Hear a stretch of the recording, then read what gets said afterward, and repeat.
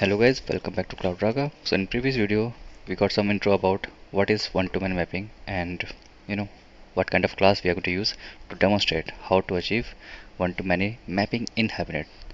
So we have this library class and book class with us. So let's quickly create these classes in our entity package. Let's start with that.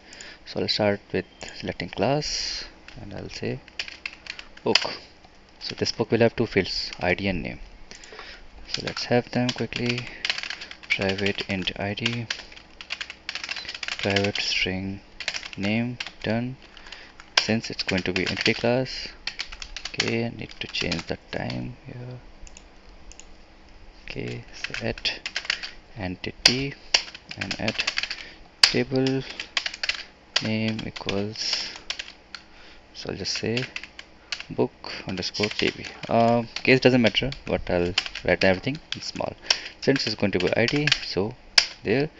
And if I go back to other classes, so you can see I have used this generate value, so auto generate the primary keys, right? So I'll just copy it, paste it as it is to generate primary keys since it's going to be a separate entity class, and definitely the status getters. So status getters for fields. So one class is ready. Let's quickly create a different class. I'm going to save some time and copy paste the class, but I'll suggest don't do this. If you're learning it, try to create your own class by tapping. Just tap everything by yourself. Library tb, done, and it will have int id string location and this. So id is fine. I have to change this field location, right?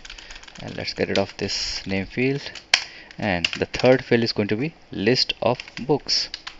Okay, so id done, location done. Let's create private list, or wrong pick from utils, and call book from there, and I'll call this books. Done. So we are done with the three fields. Let's get certificates for the remaining fields. Okay, so we are done with the entity classes. Now what?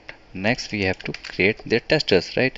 So we have to create one tester class to map these classes there and see how to do the mapping. Plus we have to register this class. So in this video I'll just register these two classes in my configuration file that's under src main resources. Open this configuration file, and there we have other entity classes. So let's quickly map these two classes as well here, otherwise we will get errors. Hibernate won't be able to figure out which class. So book, and next is library, right? This is must. So after creating Java classes, simple project classes, mark them with @entity classes, and we should have primary key there, and then register them here. We have already seen this thing in previous videos. If you are not sure, please refer my previous Hibernate mapping tutorial classes. Okay, so we are done with the two entity classes. In next video we will map them and see what's the impact in database. So till then, just wait and watch for next video. Bye bye.